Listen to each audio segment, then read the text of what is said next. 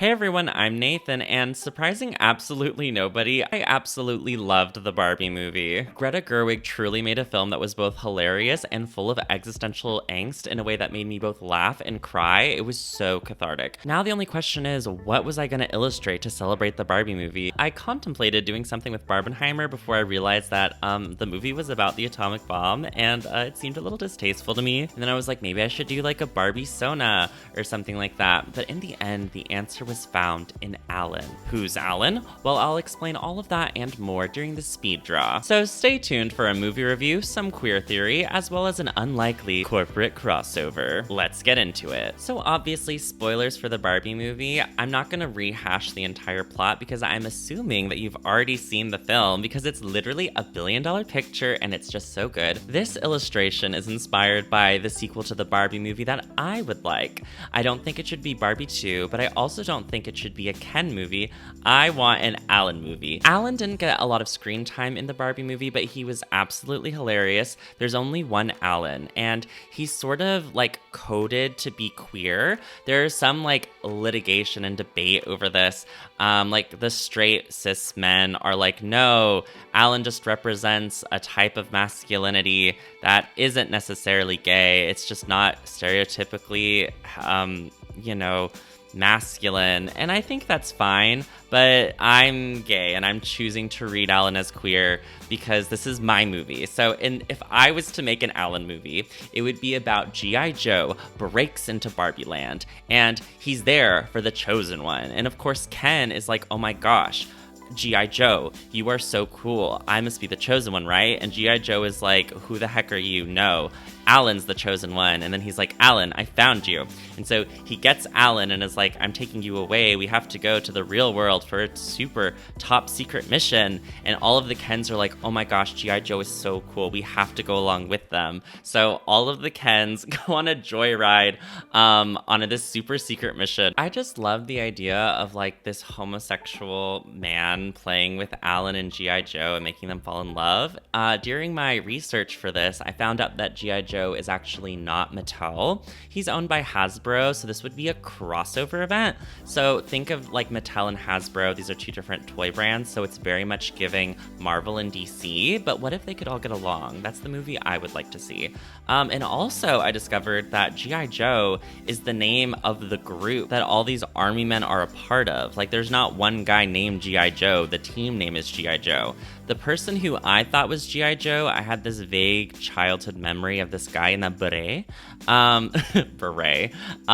His name is Flint. I don't know, like, what his job is, but he was very attractive looking. So that's the G.I. Joe representative that is currently next to this wonderful rendition of Allan. I absolutely love how I stylized him. I think he looks so cute and goofy. I just knew I wanted to have all of the Kens wearing camo, but in the different Barbie colors, and I wanted to have the G.I. Joe Jeep, but having it be like decked out in glitter. Like, I don't know, maybe the Barbies got a hold of it and gave it like a makeover, or maybe it like magically transformed in Barbie land to be like glitterific. And over the course of the movie, Allan like finds where he belongs and finds a community outside of Barbie land and maybe even outside of the real world. I don't know where he finds his place, but it's definitely representative of the queer identity and found family and all that good stuff. And speaking of themes of movies, I want to take some time to actually talk about some of the wonderful existential angst in the Barbie movie. There is sort of a misinterpretation of the ending I see going around on TikTok, so I want to kind of address that here. There are some people who are interpreting the ending as reinforcing this idea that we need to save ourselves and pull ourselves up by our bootstraps. That is not supported by the actual text of the Barbie movie. In the end, the old lady doesn't say, oh, you have to work hard to be human. No.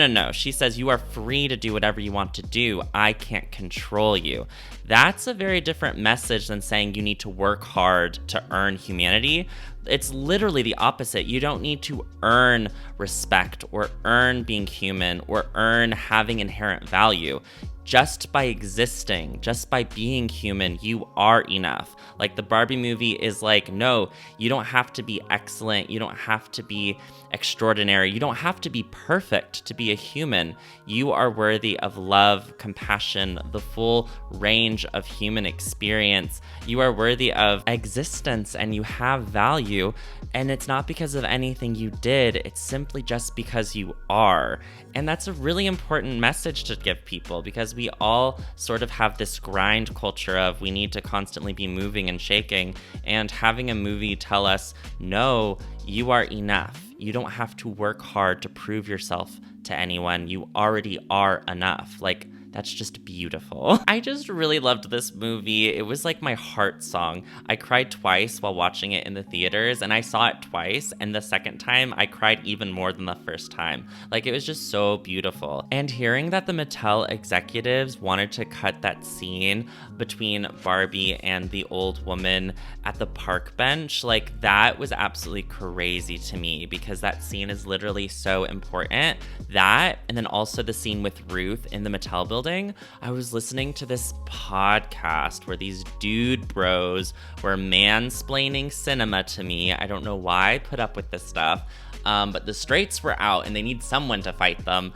But they were like, oh, when Barbie met Ruth in the Mattel building, that like killed the pacing. And I completely disagree. Like the first time I saw this movie, that whole sequence was so mesmerizing. Like I literally left the cinema and I could not stop thinking about that scene. Like it was so emotional. Like there's so much gravitas and epicness in kitchens, and like, oh my gosh, I got chills watching that scene, and it's so important for setting up the ending. And then the second time that I watched it, I realized that the musical score of the Billie Eilish song is playing on the radio, but it's like remixed to sound like, I don't know if you've ever seen those YouTube channels that are called Dreamscapes, but it's like that old-timey radio music, but it's literally the same score as the Billie Eilish song, so it's like planting that emotional seed. Ugh.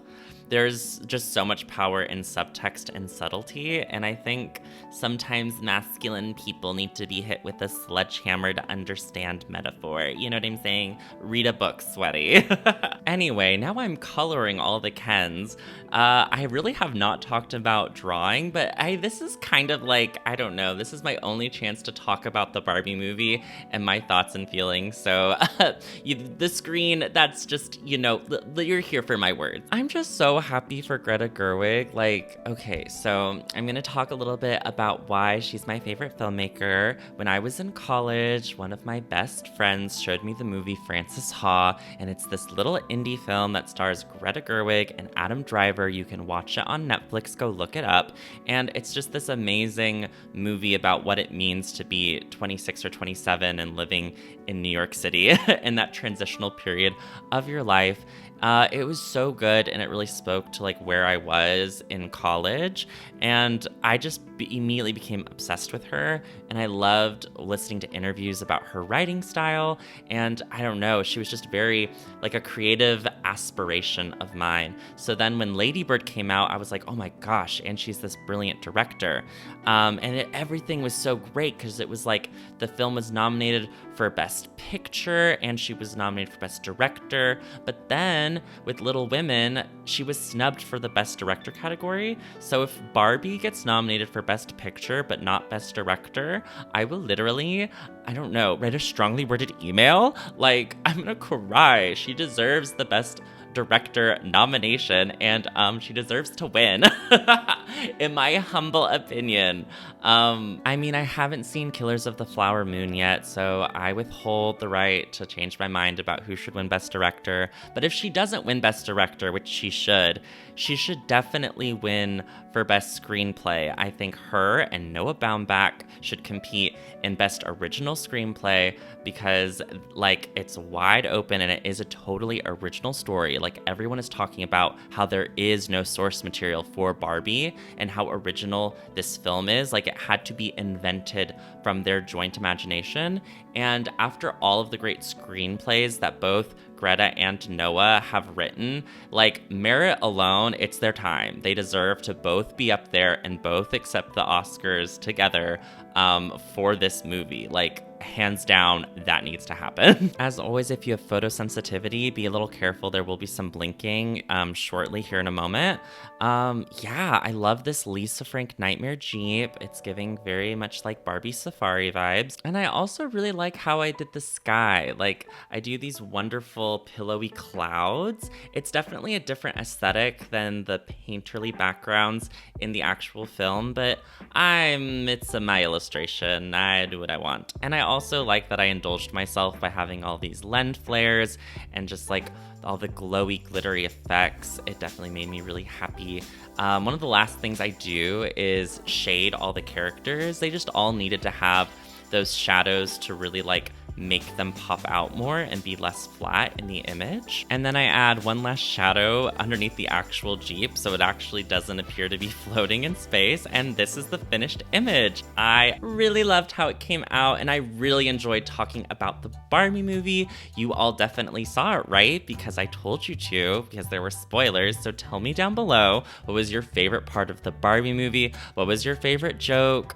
Mine was definitely when Helen Mirren was like, Margot Robbie is not the best actress for, you know. If you know, you know. If you know, you know.